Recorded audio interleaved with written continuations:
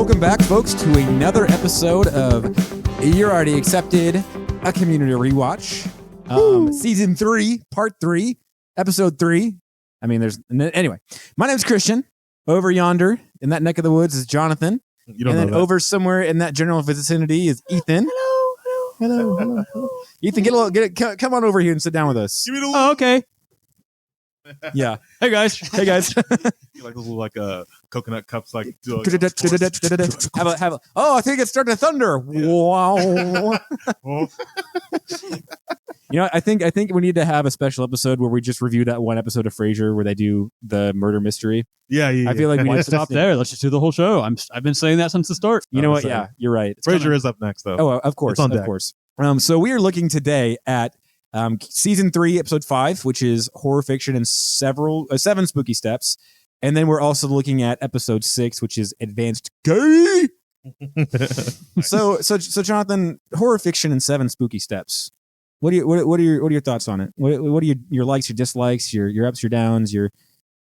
So, okay, for this one, I'm not going to lie. Like, am I crazy or is this like the 4th or 5th bottle episode? Or am I like, okay, I know it's essentially not a true bottle episode. I don't know, whatever. Yeah. But like, I'm like, in a sense, it is, right? Like, they don't really leave the study room. It's like a sketch episode. Yeah. And I feel like, that's probably a better way to say it. Yeah. It's probably like a sketch episode rather than like a bottle episode. But there have been a couple of those by this point, I think.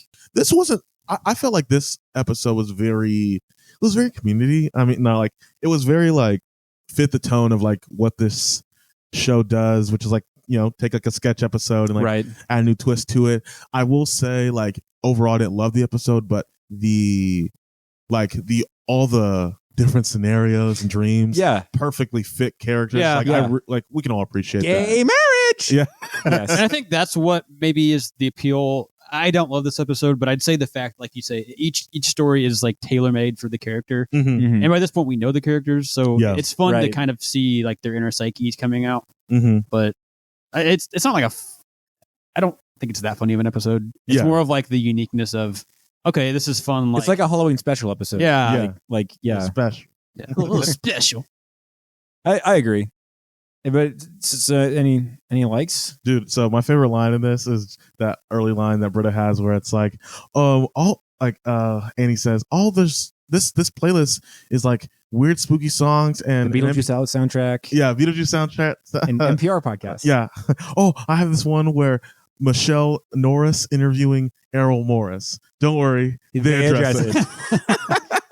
Which Britta, just in that first scene, she's such a goober. And don't forget to play with the scary spider. You sure you don't want me to bring I can't bring anything. Which Ethan, you want to draft that little trivia bit with the Beetlejuice part? Oh, I mean, yeah, Beetlejuice. This is the 3rd mention of Beetlejuice. There's one in season 1, one in season 2, and then this mention when Annie says the that, Beetlejuice album. and then as soon as she says that, somebody dressed as Beetlejuice walks behind her. Yeah, one of the most famous community Easter eggs. We were talking, Jonathan and I were talking the other day, and like whenever you get into cinema trivia or movie trivia or TV trivia, like there are those like go-to facts that everybody who knows about movie trivia knows. Kind of like, in Indiana Jones, there's a carving of C-3PO and R2-D2 on the wall, right? Yeah. Or did you know that the Pizza Planet truck? Or like the Inception thing with the what's it called, Michael Caine, stuff like that. Like, what's the Inception one? Oh. Go for it. Okay. yeah, go for it. So anytime Michael Caine's in a scene, it's that's real. life. Okay, yeah. Oh, that one. He's not in it. It's fake. Yeah. I was thinking more like, did you know whenever in Lord of the Rings, whenever Aragorn kicks the helmet and he screams, it's because Viggo Mortensen actually broke his toe. That's actually real.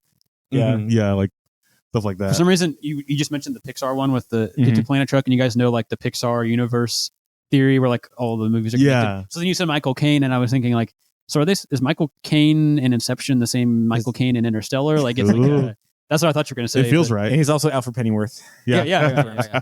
I don't want to power you, Bruce. What's the point of doing all those bloody push-ups if you can't let it alone? Yeah, a bloody log. Not your father died. I cleaned. I want to see a fight between that guy and Alfred. What was his name? Bertrand? The butler from Spider-Man, Spider-Man? Harry Osborn's butler. And your father died by his own hand. And that guy has like two scenes in the whole trilogy. Right. It's those fun. Yeah. So I thought Goated scene. Low key, Spider-Man 3, I thought was actually better than people give it credit for. I think looking back, I don't think it is. I think we've come around the same way that we came around with like Revenge of the Sith. Because whenever I was in high school, people hated the prequels, and now And it's then- like, yeah, now it's fun to like them again. I think I agree with you. It's almost gotten to the point where like it was hated too much and memed on too much that now we're like, okay, it's actually fine. And now I think But now it's being overrated almost. I think Yeah. I think it's the fact that we all grew up with that, and now we're sort of like the generation of moviegoers. And so now that we have like the J.J. Abrams Star Wars movies, and we have the Tom Holland or J.J. Abrams Star Wars movies and the Tom Holland Spider-Man movies, we're like, oh, you guys don't know what it's really like to have Spider-Man. Yeah. Like you don't really deserve this. Ours is better. Yeah, I'm a bitter old man at 22. honestly, like thinking about it now, thank God for the prequels.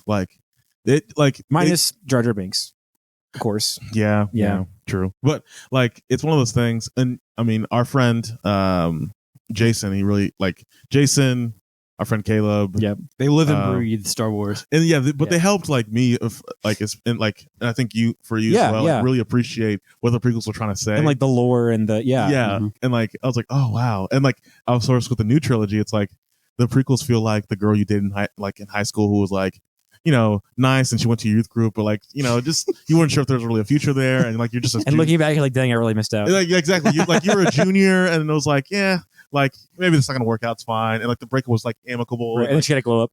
Well, not even that. Oh. But like you date a girl in college and you think she's great, but then like she like crushes your heart and like cheats on you or something like that. And you're like, yeah, yeah, like Sally was a little weird, but like at least she wouldn't do this to me. Yeah. And like Sally would never tear my heart out like this. yeah, she told me to put my heart. Ethan, the prequel movies would be like if mom was like, "Oh, why didn't you go date that girl? Why don't you go date Yeah. Attack of the Clones?" The girl that my mom wants me to date. Yeah. Right. Because mom. Yeah. Yeah. Ugh. Any other A+ scenes, Jonathan? Now that we've derailed completely from Community, Hey, you know what? At this point, I love the derailing. It's I kind of do too. Actually, we live. It's what a podcast. Oh is. yeah, absolutely. A+ for me. I really only had I have some thoughts on Israel before playing. The Palestinian-Israeli conflict. It's really hot take. Kanye. Just kidding. Yeah. I'm not gonna- How fast can we get canceled? Man. I mean, I think Abed's story. I'm just gonna go ahead and say right now, leading the class for me is Abed because his story is the funniest, and I think it's because of like how he kind of like pans like the typical cliches. Yeah. And my favorite line from this episode is, it's from his story, and it's like, Abed, why are you doing the whole song? Like they're just sitting there. I think it's him and Britta, right? They're listening, and he's like, you wouldn't turn on the radio on at the exact moment as the news broadcast. It's too coincidental. Yeah. I love Troy's little. He like is humming along with the. Yeah. And we hear that song again. Oh yeah, it's like I think we might hear it every season. Yeah. Yeah. Is that like, Daybreak? Yeah. Okay, Dave. yeah. Oh, is that what? Okay. Yeah. And I've been dreaming. But Okay. there's like a couple second shot of just him and Britta listening to the song. Yeah. And like it's just long enough that it makes it funny, but not too long. Because sometimes shows will like linger on a show like the that. joke is that it lasts too long. And it's too long. But that one I think worked perfectly. To like it made me chuckle. I Just love like, you. Yeah. I hope you're as fertile as I am tonight, even more so. Yeah. There are a couple, like very few parts of this series where Abed acts like an immoral person. Where Mhm. and this is one of them. I'm like, oh, I mean, I would never ship Abed and Britta, but it makes it believable Yeah. as cabin owner Danny Mhm. in the scene. You have any A+, Christian? See, I like this episode. I think it's one of those where I think the reason I like it goes back to I'm going to derail the conversation. Whenever summer 2020, whenever I think you had moved out, and Caleb and I, like our days were just sort of like a whirlwind. It'd be wake up, do some stuff around the lighthouse, like some chores and some mowing, and then we'd go to the lake. Sometimes the Catholics would have a boat that we could go on. The Catholic. The Catholics, the Newman Center folk. Yeah. And- all hanging with the Catholics today. And we would like then we'd go get lunch, obviously. And so I remember we would go back to his room, and he had a projector on, and so we watched this episode while we had like Burger King or something like that. So I do like it because that Chicken. big. Hey, I will say this, at the very least, they're not doing the Real People Not Actors commercials anymore. Yeah. I mean, I'm not giving it any other credit than that, but I like. Would you believe that burger was made out of cauliflower and beet juice? What? Get the fuck out of here! Get out of here! It's almost like this is all beef patty with flame broiled burger. Right? If you're telling me that this is not 100% American beef with peppered with a slice of American cheese, I'll eat my shorts. Yeah, I'll eat your shorts. I'll eat that man's shorts. Yeah, what? Scott Kramer, we love you. Please listen to our podcast. Go watch Scott Kramer. Scott Kramer. I don't know. I do like that the whole conflict of the episode is just basically Britta eating the results. I like at the end of the episode the shot where it says like Happy Halloween and then it shows all the different test results. And Abed is the only person who's not crazy. I don't buy that. But then it goes like, what is it? Is it Jeff, Annie, Britta, Troy? Or no, it's Annie, Jeff, Britta, Troy, Shirley, Pierce. Like in terms of like from least diabolical to most diabolical. Oh, is it ranked? Put it in order? Yeah, they put it in order. That. Yeah, because I assume it is because if you look kind of eyeball it freehand, it like Pierce's is like all redded out, and then Annie's is not very much. But I also liked the scene after they kind of do all their stories, and Jeff is trying to like kind of calm everybody down, and then the lights go off and it flickers back on. There, everybody has weapons, and I love Shirley. She just like breaks a bottle and is like, "Stand back! I don't trust in you." Like, where did you get that from? Abed has a steel chair. He's just gonna swing it. That was fun. Troy's got pencil. Wolverine. Yeah. And then I think I don't really care much for the joke in this episode where Annie's like the most like I'll slit your throats and bathe in your blood. Or her story is very like, and then she ripped into his throat, and since he was still alive, she attached the optic nerve to his eye, so he had to watch it go down his throat. Like, I don't know, but I do like ripping that chunks of viscera. I feel like that's kind of a cliched joke that like the sweet innocent sweet young member is actually like kind of ferocious, right? I also like the montage of all the group getting killed, like Jeff and Pierce are drinking poisoned martinis. Shirley, how does Shirley die? How Shirley and Annie die together, and then Britta gets like stabbed in the library, right? Or something like that. Yeah. I will say with the Annie scene. I do say if you look at the whenever Britta dies, the book is called War and Peace, and it's like Warren Peace, like the author, because Britta's dumb. So it's called, So I think that's kind of funny too. No, but that Annie scene where like the CGI wasn't horrible when she turned to a werewolf. Yeah. I was like, because I think I'd like seen that werewolf face, and I was like, where have I seen that? Yeah. And so when she transformed, I'm a vampire, which is, I feel like it's a thing with Dan Harmon shows where it's like because I think with Rick and Morty it's not necessarily expensive, but it takes quite a bit of time to make, and with this show, I feel like for the viewership that it got, it was probably way more expensive than NBC wanted. It's like shots like that, or some of the stuff they do in the show, it's probably way more expensive than NBC wants to actually shell out. But I want to imagine that Dan Harmon didn't ask the network executives to do that. He just sort of did it, and they're like, "All right, Dan, you may win this round, but you'll pay for that one way or another," and then they get canceled after season 4, right? Gotta play the long game. This was the reason they canceled the show. Exactly. Did you? Okay, so did you guys like Halloween growing up? Like whenever you were participate. You weren't allowed to? No, my parents like you couldn't trick or treat or anything. No, my parents were afraid of witchcraft. So. Oh no, yeah, that was us too. Yeah. But so I think most people who watch this show know that Ethan and I went to a really small country school before we went to high school, and it was a big deal. I mean, Halloween, because you had a homeroom, and that was where you stayed most of the day. Mm-hmm. So you'd have a Halloween party the afternoon before the school day ended.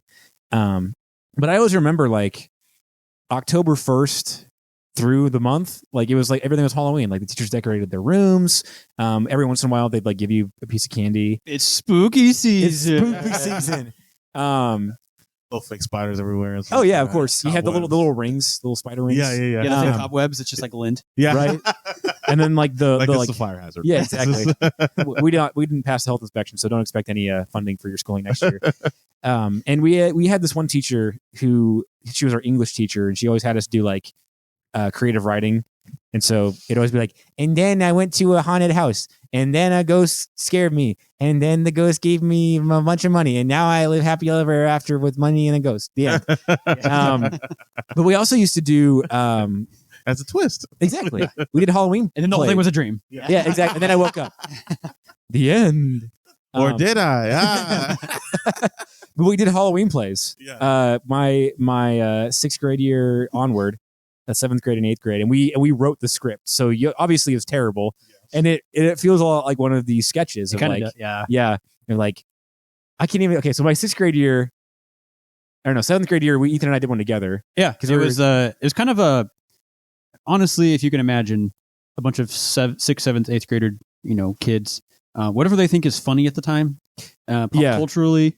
What are the jokes in all the TV shows and the movies? Right. Of course, this was the time we grew up with Disney Channel and stuff, so already kind of a little bit cringy in terms of the joke writing. Right. Yeah. So we kind of just ripped off a lot of what we saw because we weren't actually original. Right. But whenever I was in seventh grade, that's whenever I was kind of starting to read young adult novels and things like that. So that was whenever you took the step up to like, oh, but what if we make a hint that the killer is going to kill the hostage? Like, it's getting gritty.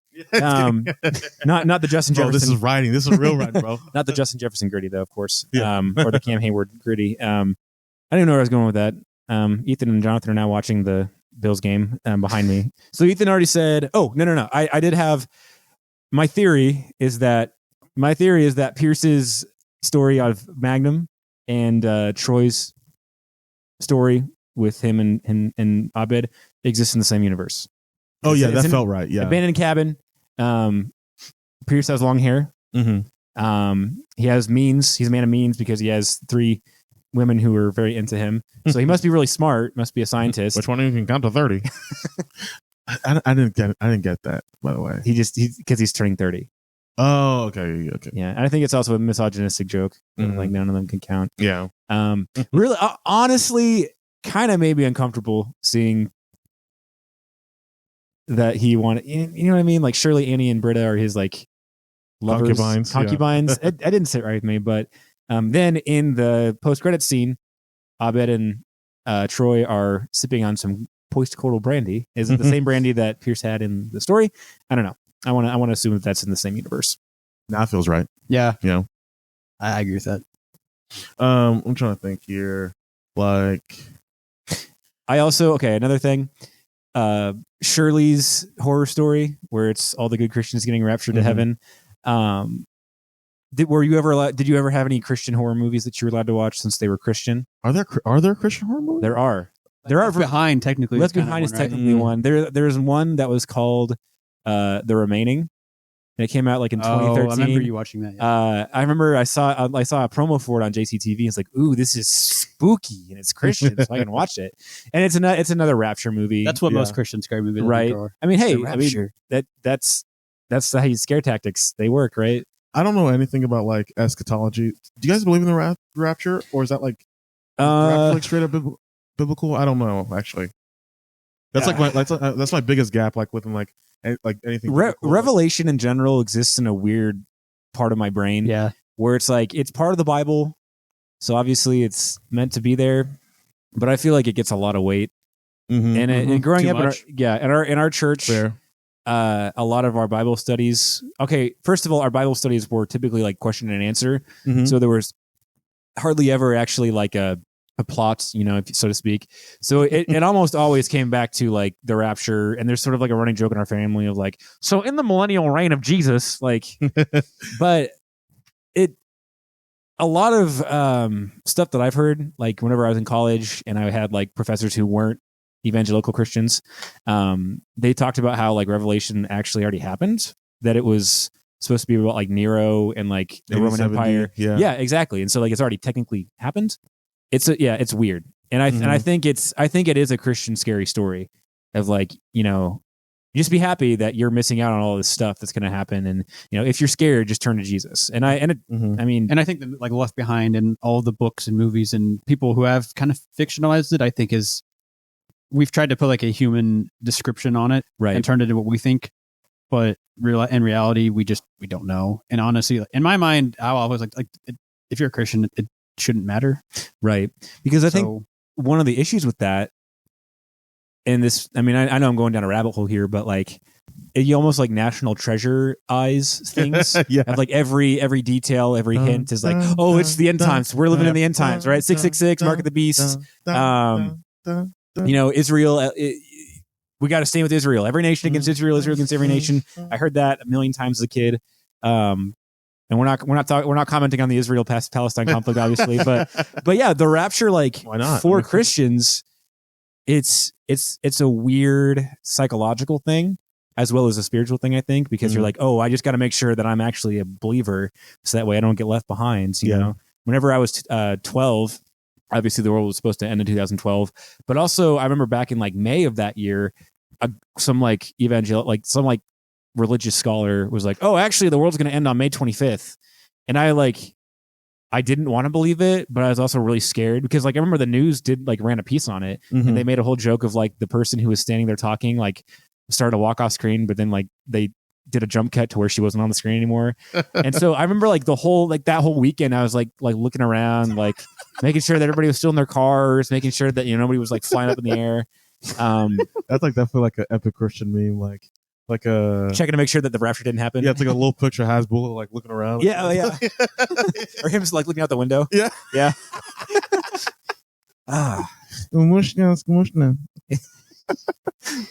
Is how the Hasbulla actually fight? I know I've seen like pictures of him like in cage fights, but I've never seen a video or anything like that. He's just like beloved in like the fighting community because I think he's like Dagestani, and like he is just I think he's just a big UFC fan, and like I don't know, like originally but he's like 30, isn't he? Yeah. It's like he's got, I forgot the name of the actual disease or whatever, her disease. Right. I don't know whatever, but he was supposed to fight this other little person named Abdu Rozik, and I'm not sure that ever happened, but he's funny, so he like refused to do interviews with women. It's also like no one says that. like you're not supposed to say the quiet part out loud. Yeah, like he was like talking with somebody, and like, or this woman was trying to interview him, this American like reporter, and he was like, no woman, like just like walking like. But that's good. Welcome back to You're Already Accepted, a community rewatch. We got to cut the brake lines on this podcast. Yeah. We got to direct. And by cut the brake lines, I mean there are no brakes anymore. So who was your guys' leading class? I had I said Abed earlier, just in case people missed that. Yeah, I think Jeff personally. I mean, he's honest. I mean, from the beginning, obviously he doesn't care because that's his whole trait in this season. But he's like, I don't know, I filled mine out randomly. And she's like, that was probably the one that came back. What kind of sociopath fills up the answers randomly? And he's like, no, I know what I'm doing is wrong at any given moment. I just don't like to do extra work. I don't like to get yelled at. I don't like people trying to contain me, right? And so I think for that reason, I will give him the lead in the class. Yeah. I gave it to Britta just because even like she ruined the episode, but at the same time, like she's the reason for the episode. So right. Yeah. Like, people will finally stop using my name for making a small but understandable mistake. So like kind of going back to going like Martin Red and like in conclusion stuff like that. Like I was talking with Christian yesterday, and I was telling him like I personally like love it when like giant celebs are in like, you know, just random TV shows. And I thought like when in Jeff's story when the guy takes off his hood, the hook hand guy, goodness, what's it's Chang. Well, yeah, it's Chang. I was like, what if that was like Tom Cruise or something like that? Like that'd be so great, right? Like, he's obviously way too big for it, but like it doesn't even have to be. Yeah, I say it wouldn't have to be somebody even that big, just like somebody recognizable, like Jamie Foxx. Like what if? But or what if in Pierce's story all the characters were black and they were just played by like Octavia Spencer? Yeah. Camille and Johnny even like. Yeah. I know he's not black, but. Close enough, right? Close enough. In Pierce's eyes, probably, yeah. In Pierce's dad's eyes, for sure. Yeah, exactly. Hey, spoilers. Yeah, next. So what would you rate this episode, Jonathan? I give it 7 out of 10. Like, although I didn't laugh that much, I got a couple good laughs, and I felt like it was consistent with the characters, and so 7 out of 10. I'd agree. 7 out of 10 for me as well. It's somewhat funny. I mean, there's a lot of good YouTube clip moments. Gang Precisely. marriage. You know, that's always in the best Right. of, and like, Yeah, it feels very like Anywho, can you take us back? It feels like this is an episode that I could see like the promos for, and they just have a lot of, and like I'm not sure how to explain this, but one of those like they use it in the promos because it's so zany. And if you haven't watched the show, like, wow, what is going on? Like why would I want to watch that show? Yeah, there's a guy with a devil horn and a chainsaw. Like, is that, you don't know that it's like a story, whatever, a dream, but you know they're making it up. This feels like one of those episodes that like they used, maybe not they made it purposely for that, but like they were like, we can milk this episode in the clips for promos, and which is another thing Jonathan and I were talking about of like movie marketing spoiling the entire movie. Yeah, there's no substance in the movie underneath that. Yeah, which is, it's kind of funny that you say that though. It's been so long since I've watched like regular network television that I can't even really imagine what a promo for Community would look like. Like I'm sure I can go look it up online, but like on the season finale of Community, Jeff must decide between Britta and Jennifer Slater. June 8, 7 Central on NBC. I guess that's the CBS Sports guy that I'm ripping off here, but he should be announcing Big Brother. No, like I was thinking about like in terms of a promo, like if that scene where like they're listening to the radio, but it's just playing Daybreak, like it was like that for like 15 seconds, and then like Community, like, Community, like, at the bottom. Like it feels like an Adult Swim kind of thing. Yeah. Like, very like they have to like really market it to itself, but exactly. I like that. What about you, dog? Go ahead. What were you gonna say? Was your rating 7 out of 10? 7 out of 10, yeah. So you got to stick with the Halloween theme. Obviously for my rating, slasher villains in horror movies. I think Jason Voorhees is the coolest. I think Freddy Krueger's the worst. I think he's no. I think Leatherface is the most annoying. But Krueger's down there. So I think if I were to rank Jason Voorhees and then Michael Myers, no, I flip Leatherface and Michael Myers. I don't like Michael Myers. I would give it a Leatherface. Like it's pretty good horror villain. Not an all time, like not the best all time, but I give it that for sure.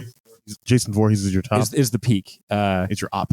Right. Post. Oh, which also I don't know if this is intentional, but in the first Friday the 13th movie that Jason's in, he has a bag instead of a hockey mask, which is what the killer in this episode has. I don't know if that's anything connected at all. I know that's a reference. Meta references. Yeah, for sure.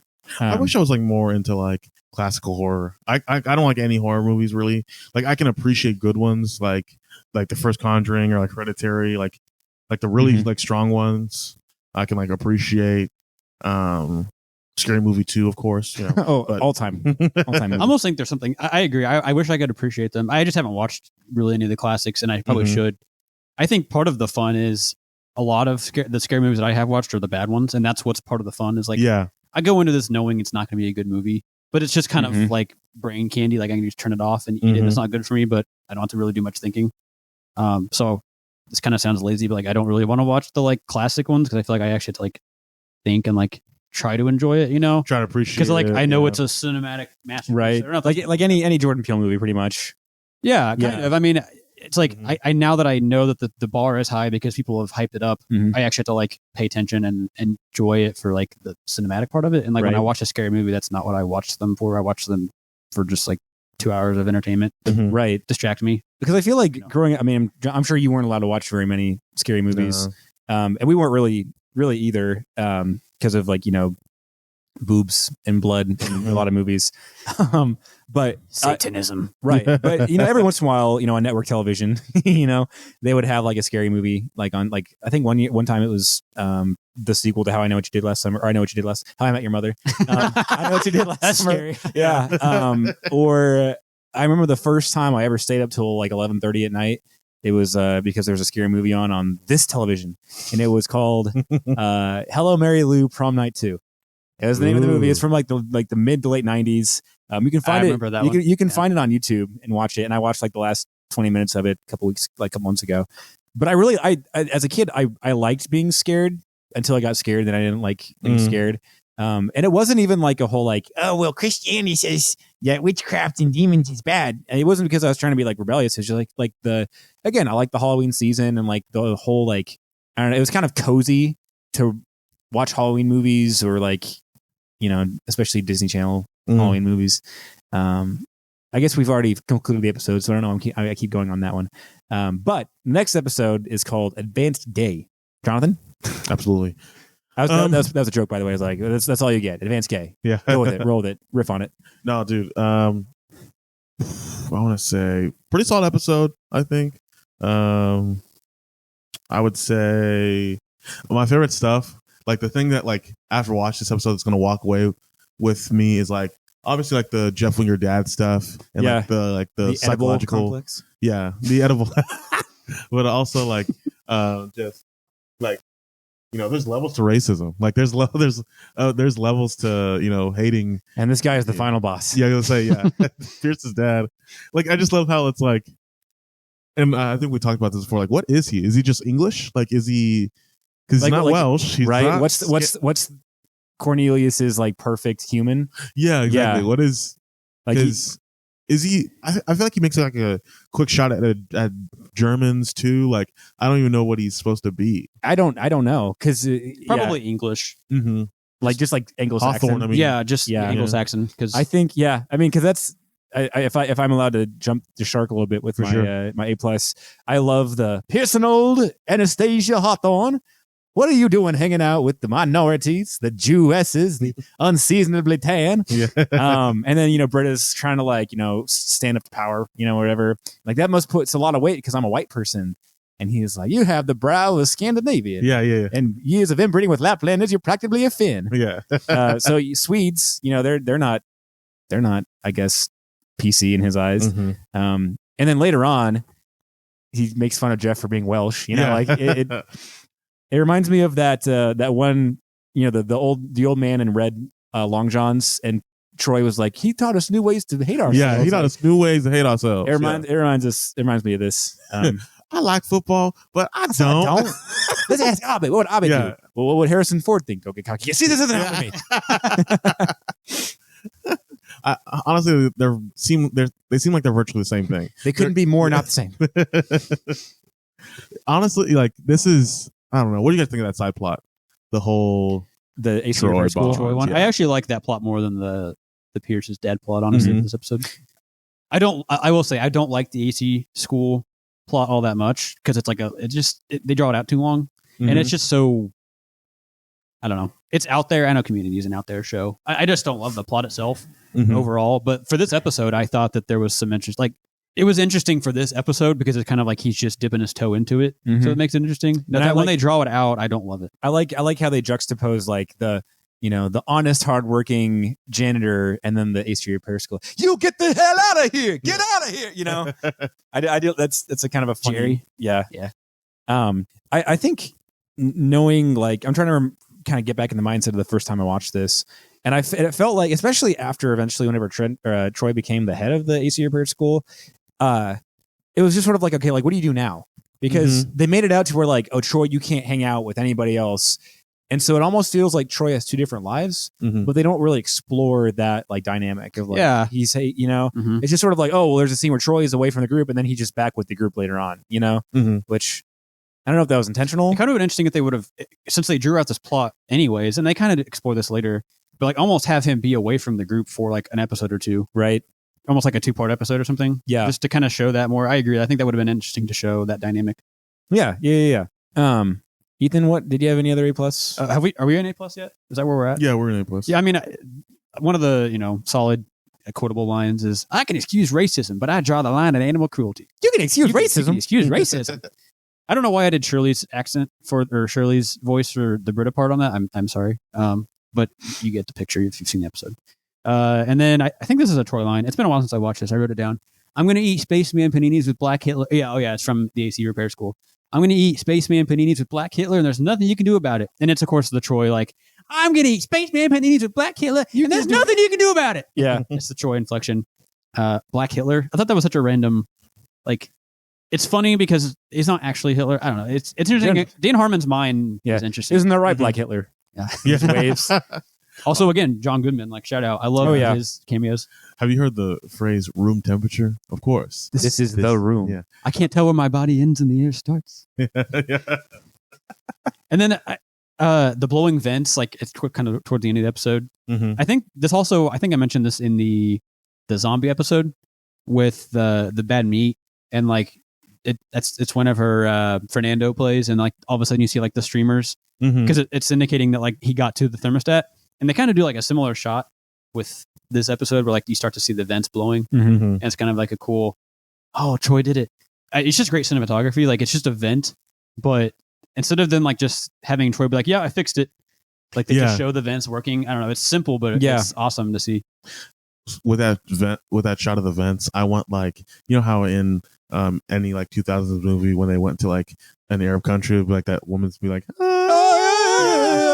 like I want that with like with that shot like as like it's slowly expanding in. Like, you said something like about the repair the AC repair school, like that whole plot, and like Troy becoming like the ultimate, plumber / repairman, stuff like that. I was thinking about this, like Community. At first, I was like, no, this is a bad thing. Oh, like Community does like this thing throughout the series where like it's constantly trying to pull the characters out of the group, but the group is so strong that like they can't. So like, and Annie was going to transfer, but she didn't. Annie was going to go with Vaughn, but she didn't. Shirley had a baby, but not Jeff around. like went to his old law firm and like kind of was like the whole thing like, oh, we can get you back. You can work here again. Yeah. Abed almost got expelled or whatever, but he didn't. Like, and I kept thinking about Pierce left for one episode and came back. Yeah, Pierce actually just left, and then and I was thinking about that. Like at first, I was like, oh, that's a bad thing. Like because it feels like, oh, there's no payoff for it. Right. At the same time, though, I think about like my own friend group. Like, so one of my friends, like when he met his wife, like our freshman year of college, it was like, oh, okay, awesome. And then our sophomore year of college, we barely saw him. We basically weren't friends anymore. But then, like junior year, like he just kind of started hanging out with us again. And so it's like this weird thing where it's like, oh, that's actually like that's a decent portrayal of like what happens. Where it's like, oh, this person might be like, it's not really a dramatic, flipping the table over and like, well, screw you, and God, I'll see you out. Like it just sort of like people ebb and flow in waves, right? Precisely. And like it's like this weird thing where it's like, oh, that's actually kind of what happens in real life. Like people have these opportunities that might push them away, but then like the group is still existing, and so it's like they'll kind of, I imagine like that's like a piece of gum, like it just like or a rubber band, you can expand it, but then it'll shoot back. And so that was just something. Oh, that's good. Off the top, but in terms of leading the class, I would say, who would I say lead the class in this one? Honestly, there's some good candidates. Yeah, I would say probably in the sense of like I would remember him. Wait, did we all do our A+ moments? Oh, I'm sorry. I did mine. I don't think I did. I do mine. I don't remember. I think I said the Jewesses. The Jewess. Yeah, that scene.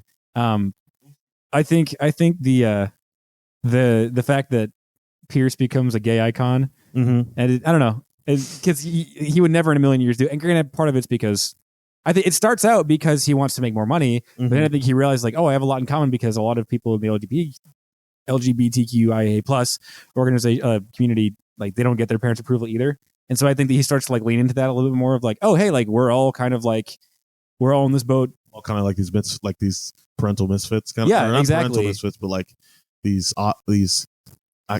outcasts in our own family. Yeah. And I think that's even kind of partially why I know Jeff has like some diabolical means of reorganizing the gay bash, because he wants to get back at Pierce's dad because he has his whole edible complex, as Britta would call it. But I don't know. It is kind of cool to see that. I love hold on. Let me find the entire script for it. I'm going to sue the pants off that man. I don't think that's a man. Why do you want his pants off? Shut up. I only wanted to have sex with her whenever I thought he was a woman. So you were attracted to her. Yeah. Yeah. This is the whole. Stop putting gay things in my mouth. Yeah. Oh. Yeah. Whenever I find out who did this, I'm going to eat their ass alive. Oh. Yeah. Oh, that was good. It's got, oh my gosh, I can't think of David Cross and the rest of Development. I'm blanking on the character name right now. Oh my goodness. You know what I'm talking about? Yeah. Why can't I think of the character's name? Because I hate him so much. No, but David Cross, though, is, Doctor. I just blew myself. Yeah. I blew myself. I'm a never nude. Oh, Tobias. Okay. Tobias, you blow hard. Yeah. For leading class, did you say leading class? You say Jeff? He's about to. Oh, yeah. Sorry. No, you're good. You're good. I'm going to say Cornelius. Just because, interesting. If I had to like remember this episode, I'd be like, "Oh, this is Cornelius." His dad's in it. Yeah, yeah. Not because he's racist. Oh no, I mean he is memorable for the wrong reasons. I don't know. I know that he's. You hear his voice in the video game episode, but I feel like I remember there being another episode with him in it. Same. I thought Yeah. he was in another episode as well. Yeah. Like physically in the episode. Right. Mhm. And there's also the commercial one where you see a younger Cornelius, but For some, just the ivory. the toupee. You feel like you've seen that a couple episodes. It seems Right. kind of Exactly. Or I thought part of the joke as well was that every time you saw him, he had a different toupee on, which I know is like it's like kind of a trope about rich people is that they always have different toupees. But I don't know why I thought that. But Sorry. he said he wouldn't get a real wig because it comes from the follicles of the godless Oriental. Godless Oriental. I love it anytime like a people group is called godless. Like those godless The sounds. godless Buffalo fans. Yeah. Which looks like Buffalo's advancing. That's fun. Yeah. For leading the class. I had Troy. He's becoming a main character Yeah. basically right. over just with his own storyline. And like I said, I don't love the AC Repair School storyline, Mhm. but it is cool that Troy Kenta gets to be his own person and Yeah. like grow from just being like the football jock. Right. We've seen in like the paintball episode where he becomes a leader, and we see it throughout the course of the show. But this really feels like we're starting to like turn to like Troy is like he could lead the group almost like if for some reason Jeff were to leave. And he doesn't, obviously, and I'm Mhm. glad he doesn't. But Troy's like becoming more, and this probably coincides kind of like with Donald Glover's rise to Mhm. like actually being like an A-list actor. Mhm. But I love the speech that Troy has to the Vice Dean at the end about like making his own mistake. That's kind of That cool. may be, sir, but it's still my mistake to make. So doesn't it make it a little bit better? No, it doesn't. yeah. No, it doesn't. no, it doesn't. All I want to do is watch TV with you. Okay. Do whatever you want. Also, they Yeah. seem virtually the same. Perfect. I don't know if I feel like Troy is a good candidate. I'm probably going to say Jeff, just because of the speech that he gives to Cornelius. It's like on behalf of every son to every, I don't remember what adjective he used, but like really bad dad. So what? So what? I'm done with you. He's done with you. The World world. is done with you. And he gives Cornelius a heart attack, which I was also saying before. Like, I think the funniest 2-shot sequence in all of cinema is go ahead. He's a Hawthorne. They're faking it right to the funeral. Mhm. Like, and it's not funny because he died, right? But it's funny that they cut right to it. Yeah. Pierce, sorry I killed your dad. Oh goodness. For extra credit, I didn't really have an extra credit other than just like a thought, which this could also be the in conclusion. Them putting on the gay bash reminded me of like companies during Pride Month. Like, Mm-hmm. look at us. We like gay people.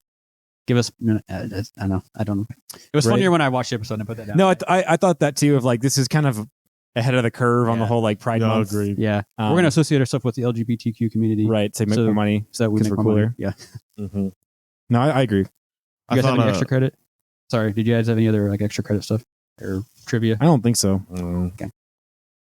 Nah, the only thing that I'd say, like in conclusion, like I'd want Cornelius's ivory hair piece as like a I'm not super into like memorabilia or like Mhm. souvenirs, but I'd want that as a souvenir. Like See the idea of memorabilia in general, and we saw this in the My Dinner with Abed, and like he got the briefcase.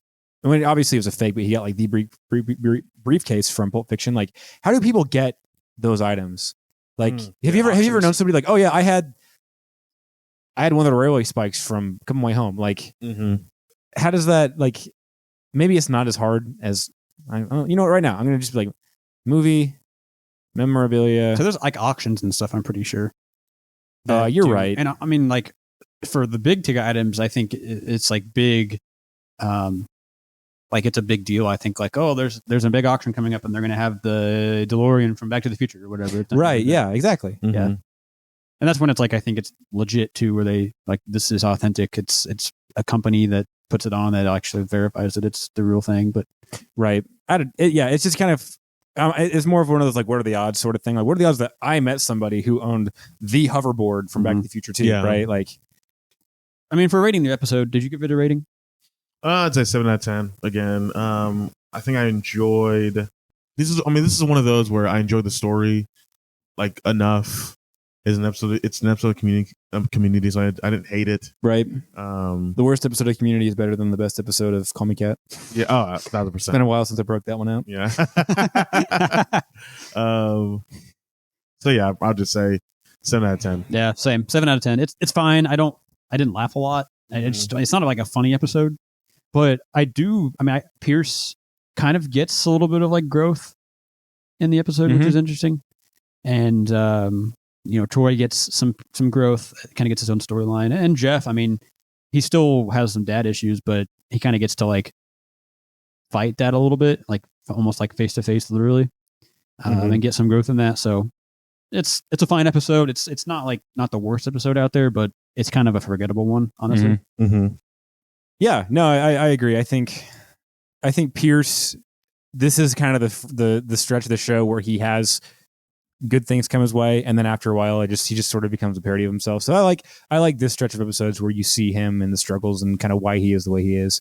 In terms of rating, I'm gonna give it one of those little moist towelette packets you get when you go to Chick-fil-A to like clean your hands off out of Lysol lavender scented moist towelettes, because it does the job. Never anything that you like kind of think about going to buy or going to go get, but it's kind of nice to have whenever you do have it. So I'm gonna give it that.